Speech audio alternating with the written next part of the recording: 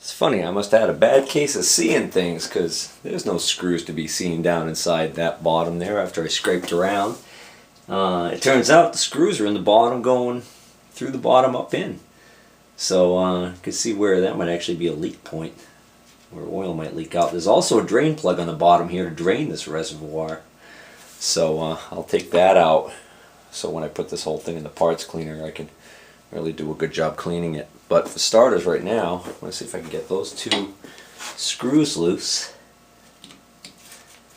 And actually, get this thing out of the way instead of dumping garbage all over it.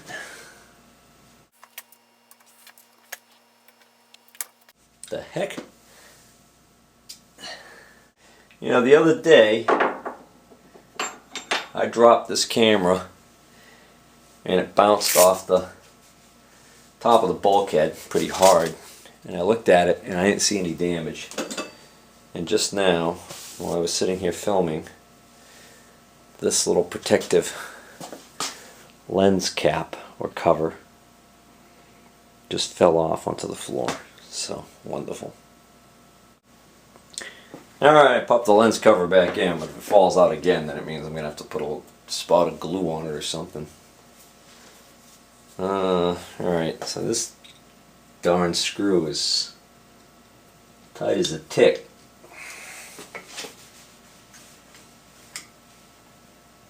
Guess I shouldn't be surprised. Probably never been out since it was new. Yeah, that method I'm using right there ain't gonna work. Try something else. Alright, let's try a larger screwdriver.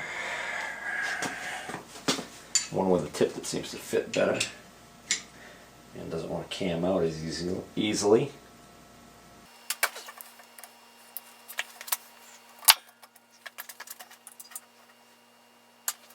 There we go. Took more than one try, but did it.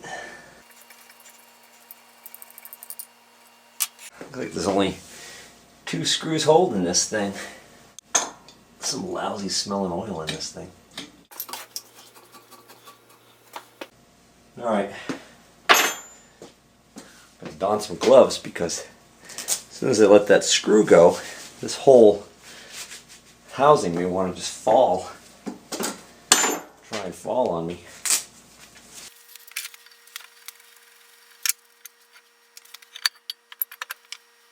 Oh, that's a mess what's down in there. It's pretty nasty. Full of sludge and gross oil.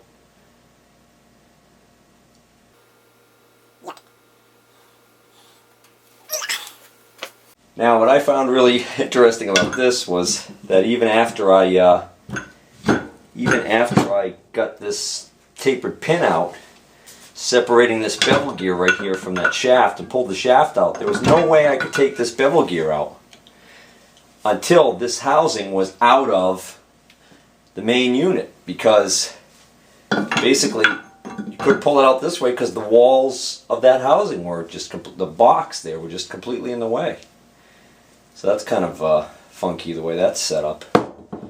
It makes you think that that shaft should be like almost like a 2-piece shaft, so that you can take the outer part of the shaft off. In other words, if this was made so that this shaft stayed with this unit, then you take those 2 screws out and everything would come out. The reason why I can't lift this whole thing out with this assembled is because obviously this shaft is going through the side of the box. But, you know, it almost seems like this should be a separate piece from this, but I don't think it is. And of course we've got this mystery. I mean, geez, I wonder, could this literally be threaded onto this? And this is the device that is used to do that? To tighten it? It's weird. That's different, to say the least. Alright, there is a very thin shim right here that I'm taking off right now.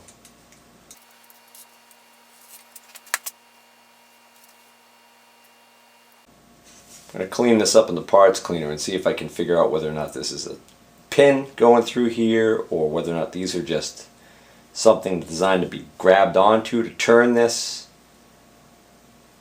And that's just weird the way this is on there like that. Okay, even though I couldn't get it out before, I do think that's a tapered pin. That side looks a little bit bigger than that side. Alright, I just measured with my calipers and confirmed that's a tapered pin. This is almost exactly 200 thousandths, and this side is 220 thousandths. So I want to drive on this side.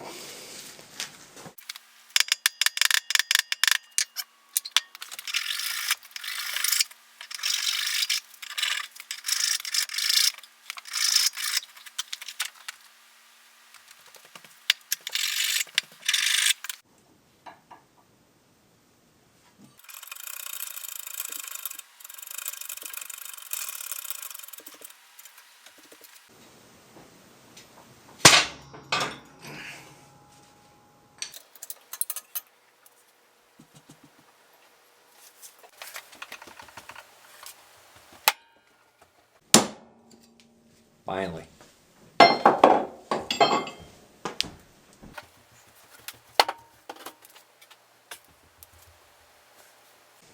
Alright, so now I got the pin out, but so what's the point of this collar? Well, pretty disgusted with the Oliver, so I'm not going to be able to move the mill like I wanted to today. So, before it starts raining, which is scheduled for this afternoon, let's see if I can clean this up.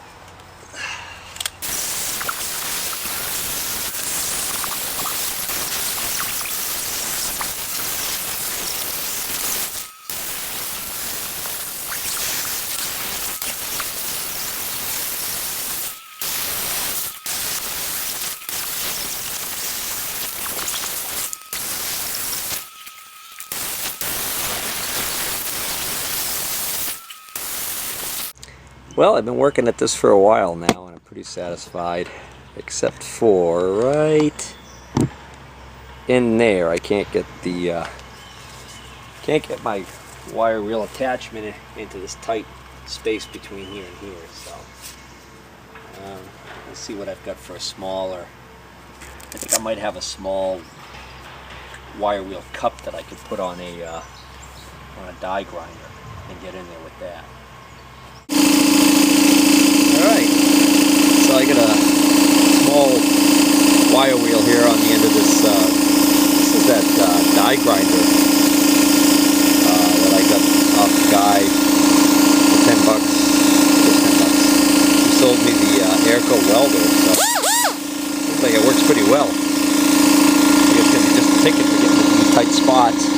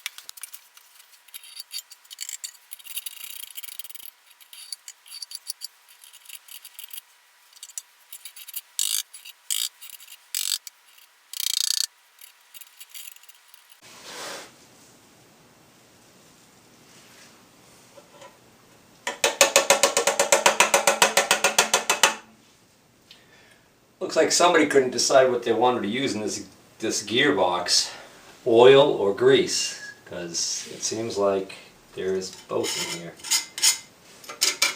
This sludge in here is definitely not just oil.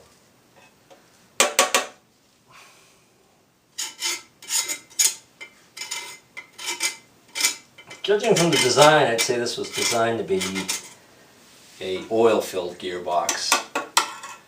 I based that assumption on the fact that there's a drain plug in the bottom of it. And it would make more sense just to have them in an oil bath